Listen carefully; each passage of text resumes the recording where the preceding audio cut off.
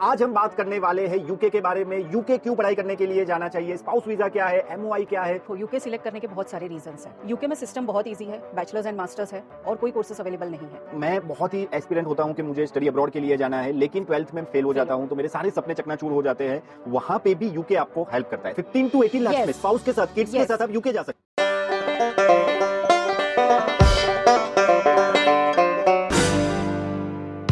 Welcome, नमस्कार, आदाब, सत श्री अकाल। God bless you to all of you on behalf of Kanan.co. At the outset, I, Trudip Thakkar, welcome you all for this amazing podcast of Kanan Visa Insights.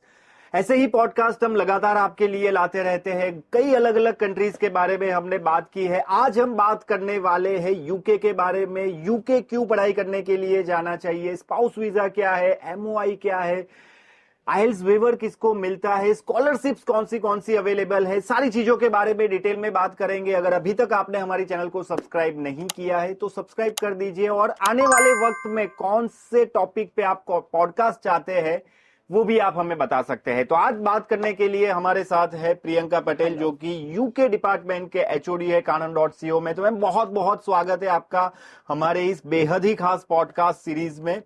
तो ma'am, सबसे पहला सवाल आपसे ये है कि अगर स्टूडेंट इंटरनेशनल एजुकेशन लेना चाहता है, व्हाई यूके, यूके क्यों सिलेक्ट करना चाहिए? अभी देखो, यूके सिलेक्ट करने के बहुत सारे रीजंस हैं। कुछ रीजंस मैं आपको आज एक्सप्लेन करूंगी। यूके में सिस्टम बहुत इजी है, बैचलर्स एंड मास्टर्स है और कोई कोर्सेज अवेलेबल नहीं है। बैचलर्स जो शॉर्ट टर्म डिग्री है वो 3 इयर्स की है, ओनली 4 इयर्स की अगर आप लेने जाओ तो कोई भी डिग्री नहीं है। ओके। मास्टर्स यूके में ओनली 1 ईयर का है, जो वर्ल्ड वाइड एलिजिबल है सभी यूनिवर्सिटीज से। ओके। दूसरी बात, अगर हम ये देखने जाए कि वर्ल्ड की top 4 ranking universities are situated in UK.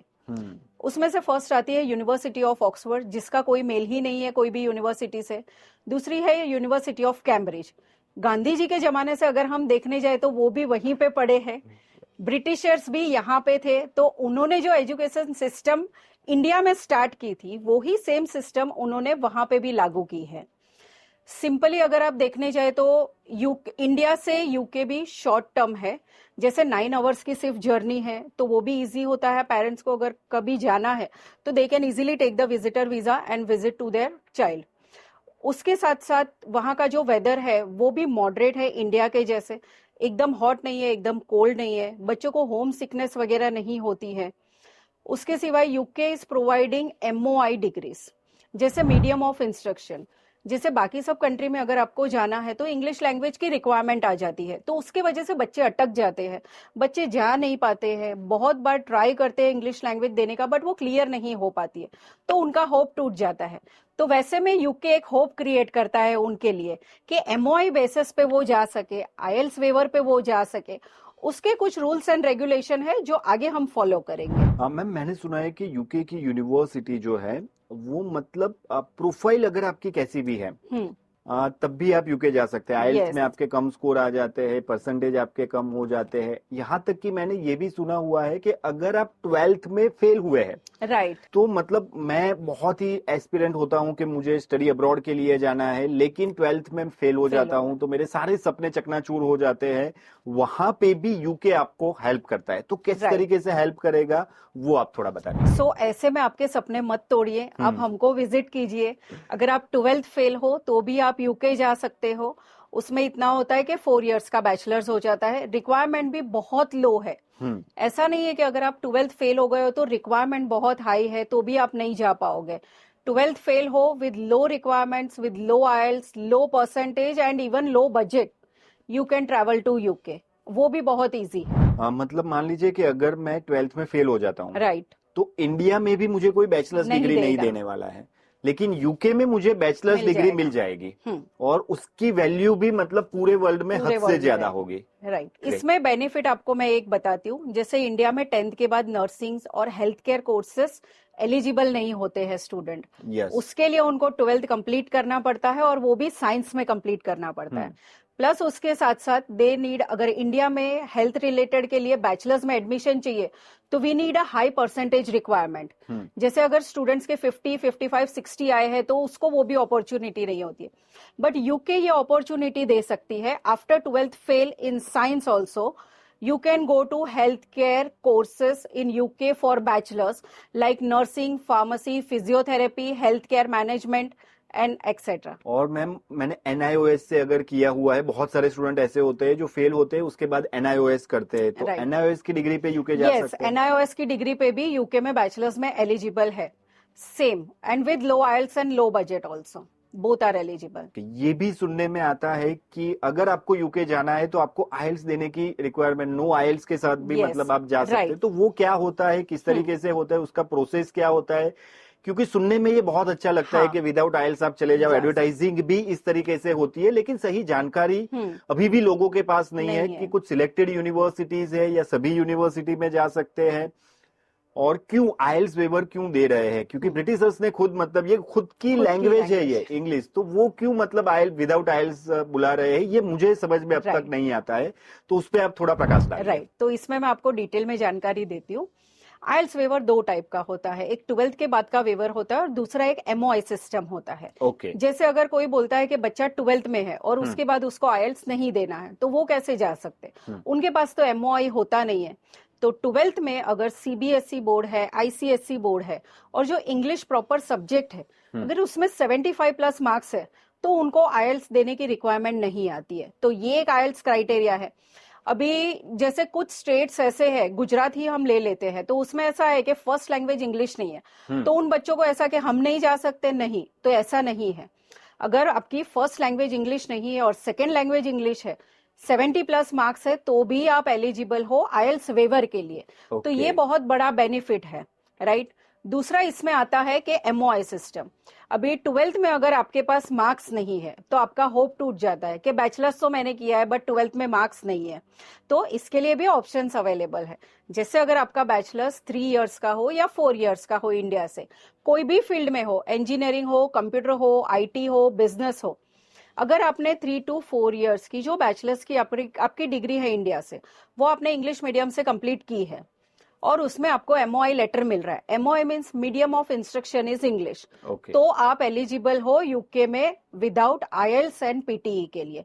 उसके लिए आपको 12th के इंग्लिश के मार्क्स की रिक्वायरमेंट नहीं आएगी, तो इसको बोला जाता है MOI।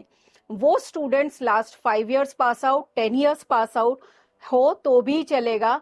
उसके लिए आप हमको आके मिलो, हम आपको इसमें और भी डिटेल्स देंगे कि आप यूके विदाउट आइल्स और PTE और TOEFL कैसे आप जा सकते हैं। दूसरा मैम एक जो गैप आ जाता है, होता क्या है कि मैंने मास्टर्स कंप्लीट किया, उसके बाद मैं इंडियन जॉब मार्केट में ट्राई कर रहा हूँ, तो मेरा एक दोस्त है जो यूके चला गया, फिर उसकी सक्सेस में देखता हूँ या फिर किसी भी अब्रॉड कंट्रीज में चला गया है, and after 5 to 10 years I realise कि नहीं यार, मुझे भी स्टडी अब्रॉड के लिए जाना चाहिए। तो यूके में ये पॉसिबल होता है? कितनी गैप वो एक्सेप्ट करते हैं after completing the masters degree? अभी यूके में गैप का कोई सब्जेक्ट ही नहीं आता है। 10 years, 15 years, 20 years, even 25 years gap are also allowed. 25 years gap? अगर मास्टर्स इंडिया में कंप्लीट किया है, 20 to 25 इयर्स की गैप है, तो हम उनको with spouse and with kids भी हम भेज सकते हैं उनको, विच इज एलिजिबल। मैं आपको रोकना चाहूंगा, जैसे कि आपने कहा with spouse and with kids आप भेज सकते हैं। Yes, we can send. जहां तक मेरे पास मैम जानकारी है, वहां तक यूके में स्पाउस वीजा अभी बंद हो चुका है। एक वक्त था, प्री पेंडेमिक दौर था, उसके बाद भी कुछ वक्त तक ये स्पाउस वीजा चला। मतलब उस वक्त मैंने देखा है कि मेरे भी कुछ दोस्त थे जो कई सालों से जाना चाहते थे लेकिन नहीं जा पाए, और बहुत ही कम पैसों में वो स्पाउस के साथ, अपने बच्चों के साथ यूके चले गए और अभी अच्छा यूके में सेटल भी हो गए, अच्छा काम भी कर रहे हैं। लेकिन फिर अचानक से ही न्यूज आया था कि स्पाउस वीजा बंद हो चुका है, और आप कह रहे हो कि अभी भी आप स्पाउस के साथ, किड्स के साथ जा सकते हैं। ये समझ में नहीं आया मुझे। यस, आप जा सकते हो। ये पहले तो मार्केट में न्यूज ही गलत है कि स्पाउस वीजा यूके ने बंद कर दिए है। ऐसा कुछ है ही नहीं कि स्पाउस वीजा बंद कर दिए है। उसके लिए प्रॉपर नॉलेज और प्रॉपर डिटेल्स होनी चाहिए जो हमारे पास है। तो आप उसके डिटेल्स के लिए हमको आके मिलो, we can guide you how to take your spouse and kids to UK. Spouse और किड्स को लेके आज भी आप यूके जा सकते हैं? यस, हमने अभी लास्ट 2 मंथ्स पहले ही हमने विथ 3 to 4 किड्स स्पाउस को भेजा है वहां पे। Wow. तो ये इजी है। इसमें क्या होता है कि थोड़े रूल्स एंड रेगुलेशन होते हैं जो फॉलो करने होते हैं। हाँ. कुछ क्राइटेरियाज होते हैं जो चेक करने होते हैं, जैसे कोर्स कौन सा ले रहा है, उसका आइल्स का स्कोर कितना है, उसके बैचलर्स कितने में चाहिए आइल्स में, कितना आइल्स के स्कोर में ओवरऑल 6 to 6.5 बैंड्स, एक या दो में 5.5 है तो भी चलेगा। स्पाउस के साथ भी यस, जा विद सकते हैं। Spouse they can go. Bachelors में कितने परसेंटेज? बैचलर्स में 58+%। 58% Yes. और आइल्स ओवरऑल 6 बैंड पे आप स्पाउस और किड्स को लेकर यूके में जा सकते हो Yes. इन 2024। यस, इन 2024 ये सभी लोग ये क्राइटेरिया के साथ यूके में स्पाउस के साथ जा सकते हैं। चलिए, तो ये तो बहुत बड़ी खबर है, लेकिन Right. अभी भी लोगों में ये जानकारी नहीं है। क्योंकि इसका राइट गाइडेंस जो यूकेवीआई से मिल रहा है वो लोग ले नहीं पा रहे और समझ नहीं पा रहे हैं। ओके। उसको डिटेल्ड में समझना पड़ता है कि कैसे क्राइटेरियाज उन्होंने जो चेंज किए। देखो, यूके को भी इनकम चाहिए, तो they can not stop spouse. अभी उनको पता होता है कि जैसे इंडिया में अगर बैचलर्स किसी का कंप्लीट हो रहा है तो फैमिली का सबसे बड़ा प्रेशर वही होता है, now you have to married, now you have to go for marriage, right. तो जैसे 21-22 में इंडिया में मैरिज हो जाता है। अभी अगर सभी का हो गया, यूके ने स्पाउस बंद कर दिया, तो वो किसको बुलाएंगे? ये तो महंगे कोर्स होंगे मैम जो? नहीं, कोई कोर्स कॉस्टली नहीं है। जो मास्टर्स में कॉस्टिंग आता है सेम कॉस्टिंग के साथ आप जा सकते हो। कितना कॉस्टिंग? रफली 15 to 18 lakhs। 15 to 18 lakh Yes. में स्पाउस के साथ, किड्स के Yes. साथ आप यूके जा सकते हैं। Yes, right. 1 ईयर का उनका एक्सपेंस उतना ही होता है। 1 ईयर का एक्सपेंस? 1 ईयर का एक्सपेंस, जैसे अगर आप फीस पकड़ लो तो 15 to 16 लाख है। उसके ऊपर अगर आप एक्सपेंस वो, हाँ, देखने वो जाओ, समझ में आ गया हाँ, कि वो जो एक्सपेंस हाँ, आपको तो दिखाने फीस होंगे वो इतनी है। चलेगा। मैं फीस की बात कर रहा हूँ। Yes, fees 15 to 18 to lakh में 18 आप में। स्पाउस के साथ, किड्स के साथ यूके आज भी जा सकते हो। Yes. 2024 में जा सकते हैं। तो अभी मैं ये आपको पूछना चाहूंगा कि यूके अगर पढ़ाई करने के लिए जाने हैं तो ऐसे हाई डिमांड कोर्सेज कौन से हैं जिसकी जॉब मार्केट में सबसे ज्यादा रिक्वायरमेंट है? राइट नाउ अगर हम पकड़ने जाए यूके में, आप देख रहे हो कि हेल्थ केयर सेक्टर बहुत बड़ा है, राइट। तो हेल्थ केयर सेक्टर में भी बहुत कोर्सेस अवेलेबल है, बट आज मैं मेन फोकस बीकॉम के जो स्टूडेंट होते हैं कॉमर्स के, उसके रिगार्डिंग आपको बताती हूँ कुछ जानकारी। जैसे इंडिया में अगर बीकॉम कंप्लीट किया है तो वहां पे हम फाइनेंशियल रिलेटेड कोर्सेस के लिए जा सकते। इंडिया में आपने देखा होगा कि जो बीकॉम के स्टूडेंट होते हैं उनमें सीए का बहुत क्रेज होता है। यस। कि सीए बनना है, सीए बनना है, बट क्यों? Because of high salary, right. उसके साथ साथ सीए के जो पेपर्स होते हैं, बच्चे 5-5, 6-6 साल तक ट्राई करते हैं, but they are not able to clear it. Okay. तो बेटर है कि अगर आपका गोल ही सीए का है तो इतना ट्राई मत करो। एक बार आपने ट्राई किया, नहीं हो रहा है कंप्लीट, तो ऑप्ट यूके। यूके में जैसे एमबीए इन फाइनेंस है, फाइनेंशियल मैनेजमेंट है, अकाउंटिंग एंड फाइनेंस है, एमबीए इन फाइनेंस है, फिनटेक है, ऐसे बहुत सारे कोर्सेस है जो रिलेटेड टू सीए है। जैसे इंडिया में सीए है, वैसे अगर आप यूके में देखने जाओ तो एसीसीए है, वो that is equivalent to CA, right. ACCA के 14 पेपर्स होते हैं कंप्लीट। अगर आपने इंडिया में बैचलर्स कंप्लीट किया है तो आपके 9 पेपर का तो एग्जाम्शन वैसे ही आपको मिल गया है। और एसीसीए ऐसा कोर्स है जो जरूरी नहीं है कि आपको कोई सिस्टम पे जाके करना है या कोई ऑफिस में जाके या कोई कॉलेज में जाके, यूनिवर्सिटी में जाके करना है। That is totally online course, totally online course. जैसे आपका यूके में मास्टर्स चालू है, और इंडिया के लिए भी ये अच्छा है। अगर आप बीकॉम भी इंडिया में कर रहे हो तो उसके साथ साथ भी आप एसीसीए में रजिस्ट्रेशन करवा सकते हो। तो जब आप यूके जा रहे हो मास्टर्स करने के लिए, उसके पहले ही आप आपके 14 पेपर्स कंप्लीट कर सकते हो। यूके में आप गए अकाउंटिंग फाइनेंस वगैरह के लिए, आपने जैसे मास्टर्स कंप्लीट किया, तो अगर आपके पास एसीसीए का नहीं है एक्रीडिएशन, तो आपको जो सैलरी है वो 12 पाउंड से स्टार्ट होती है। Okay. But if you have ACCA and CIMA accreditation, तो आपकी सैलरी 18-19 पाउंड से स्टार्ट होती है। यहाँ पे मैं आपको एक छोटा सा एग्जांपल देना चाहूंगी। 2025 में मेरे पास एक स्टूडेंट आया था। वो स्टूडेंट का जो नॉलेज था, he has completed BCom in India. Okay. उसके बीकॉम में 2025 में मतलब वो जाने वाला है 20 में वो गया है। 2020 में आया था। राइट, 2020 में। हाँ। उसने बैचलर्स जनरली बीकॉम इंडिया में 3 इयर्स का होता है। उसने मेरे को डॉक्यूमेंट्स दिए, उसका 5 इयर्स का था। तो मैंने उसको पूछा कि एनी बैकलॉग, तो बोलता है नो, जीरो बैकलॉग। तो मैंने बोला डिटेन किया था आपको, तो बोलता है नहीं। तो मैंने कहा गैप क्यों है? वो गैप में उसने मुझे ये बताया कि मैंने खुद ने 2 साल का गैप लिया था to complete ACCA papers. Okay. तो सोचो कि उसकी डिमांड कितनी होगी। जब भी वो स्टूडेंट 2 साल का गैप लेके अपने ACCA के सभी पेपर्स उसने कंप्लीट किए, क्योंकि उसको ये था कि मैं यूके अगर जा रहा हूँ फाइनेंस के लिए, तो उसके पहले I need 14 papers to be completed. Okay. 4 months का एक पेपर होता है, रफली 1.5 lakhs पर 4 मंथ्स के होते हैं वहां पे। यस। उसके बाद वो स्टूडेंट आज तक मेरे कांटेक्ट में है।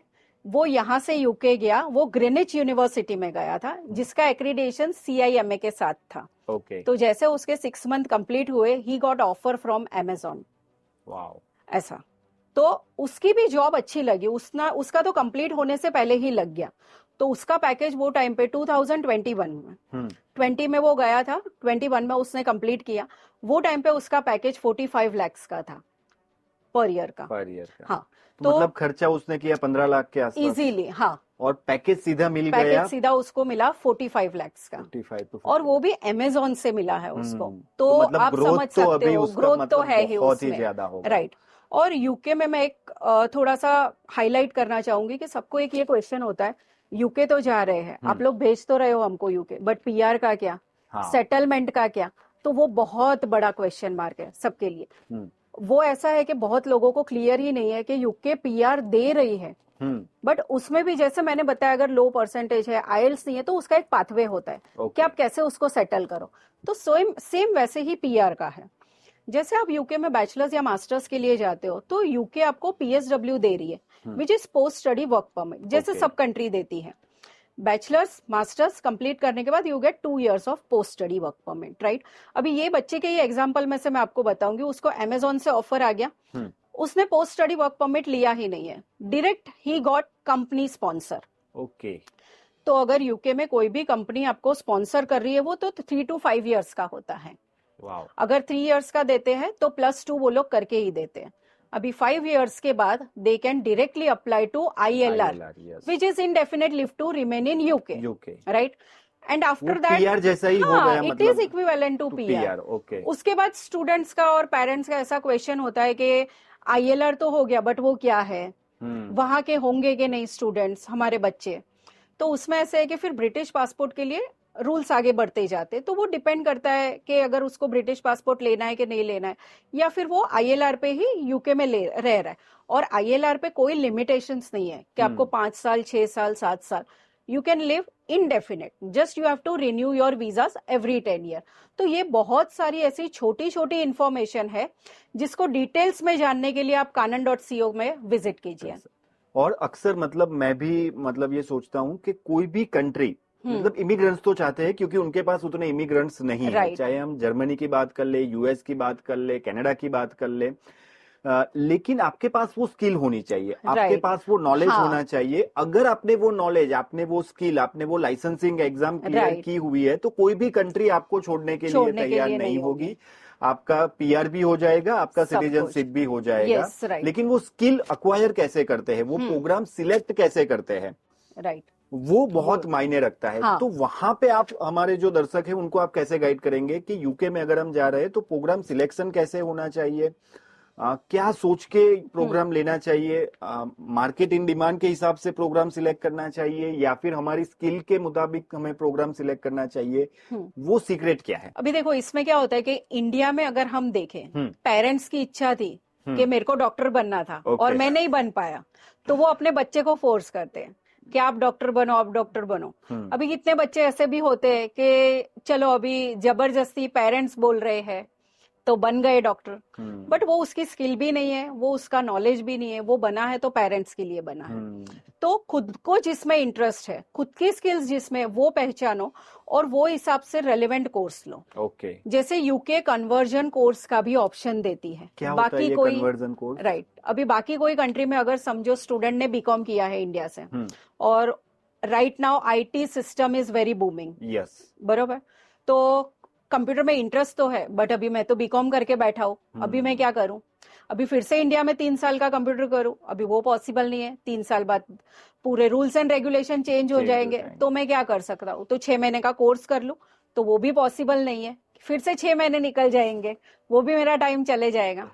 तो यूके एक ऐसी कंट्री है जो कन्वर्जन कोर्स का ऑप्शन देती है, totally different from your background. अगर स्टूडेंट ने बीकॉम किया है, उसको आईटी में जाना है, दैट इज एलिजिबल, तो वो स्टूडेंट उसके हिसाब से आईटी के कोर्स में भी जा सकता है। मेडिकल के भी कुछ कोर्सेस ऐसे हैं, अगर स्टूडेंट ने इंडिया से कॉमर्स या आर्ट्स किया है और बैचलर्स के लिए अगर उसको जाना है तो वो नर्सिंग के कोर्सेस में भी जा सकते हैं। मतलब 12th कॉमर्स किया हुआ है, यस, और फिर मुझे नर्सिंग के कोर्स के लिए जाना है तो पॉसिबल यूके में है। एलिजिबिलिटी है। वाओ, राइट, तो उसमें पाथवे सिर्फ इतना होता है आपको चेंजेस कि 3 इयर्स की जगह पे 4 इयर्स का बैचलर्स आपको आ जाता है, but I think that is worth it. बाकी सब कंट्रीज में भी वैसे भी 4 साल का ही वैसे भी 4 साल का है। होता है, और उसमें लो कॉस्टिंग भी हो जाता है। ऐसा जरूरी नहीं है कि 4 इयर्स का है तो आपको कॉस्टिंग हाई ही हो गया। इसके साथ साथ चलो कॉस्टिंग तो है स्टडी का, बट उसमें 20 आवर्स वर्क परमिट है आपके पास, तो वो 20 आवर्स वर्क परमिट से आप आपका लिविंग एक्सपेंस भी निकाल सकते हो। और यूके में सेमेस्टर वाइज अगर आप देखने जाओ, जैसे मेंटेनेंस फंड्स का मैं आपको थोड़ा बताती हूँ। जैसे कनाडा में आप जीआईसी ओपन करते हो, जर्मनी में ब्लॉक अकाउंट करते हो, तो यूके में आपको फाइनेंस शो करना होता है, जो इंडिया में भी होता है और आपके ही अकाउंट में होता है। तो उसमें आप लोगों ने किसी ने नोटिस नहीं किया होगा, बहुत रेयर होंगे। 12th मंथ का कोर्स तो ले लिया, बट यूके जो फाइनेंस शो करने के लिए दे रही है दैट इज फॉर 9 months। जैसे right now 1483 is for inside London, तो उसको मल्टीप्लाई बाय 12 नहीं करना है, उसको मल्टीप्लाई बाय 9 करना है।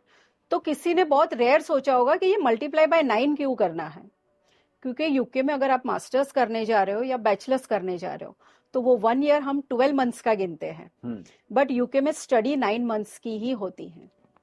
बाकी के 3 months का उनको वेकेशन होता है, जिसमें वो full time 40 hours 50 hours work कर सकते हैं। तो ये भी एक बेनिफिट है कि हमको जो शो करने का फंड्स है वो पूरा 12 months का नहीं बताना है, वो 9 months का ही बताना है आपको।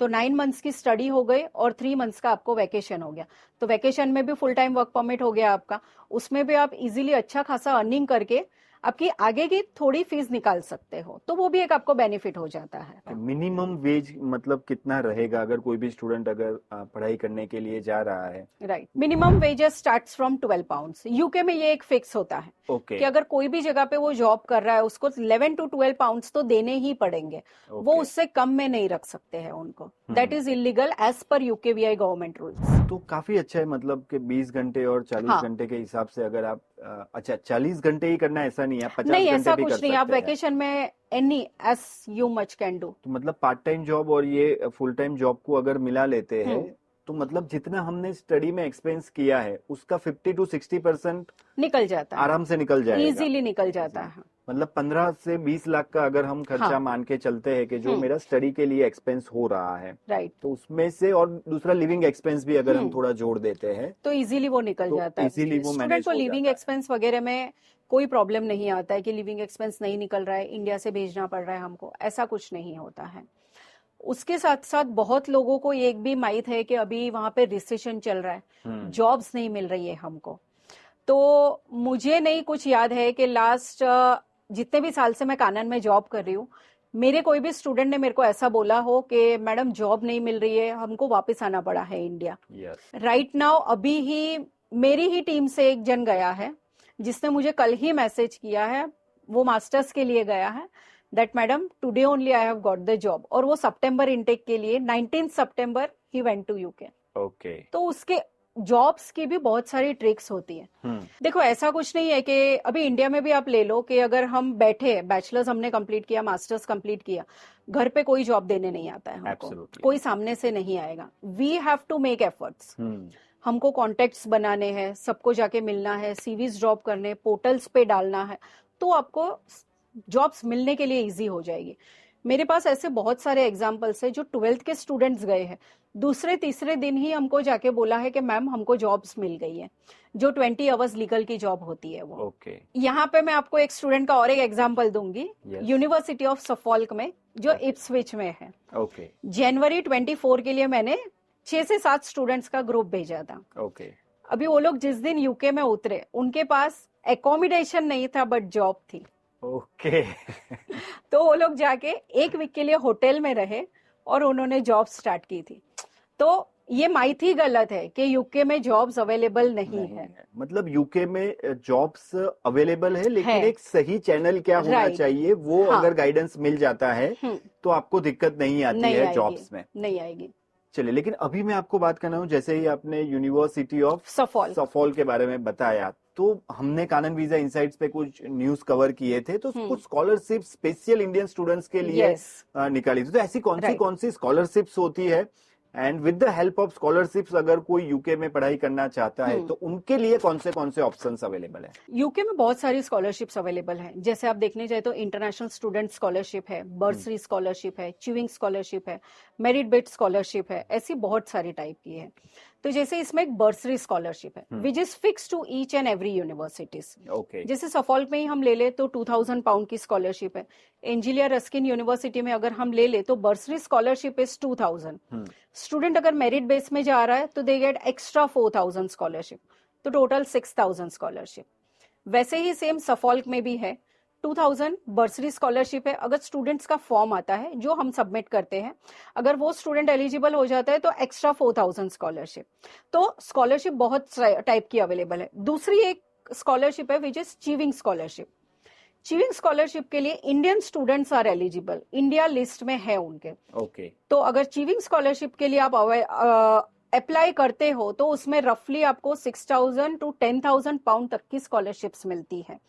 तो यूके में आप लो बजट के साथ अच्छी खासी स्कॉलरशिप्स के लिए भी अप्लाई कर सकते हो।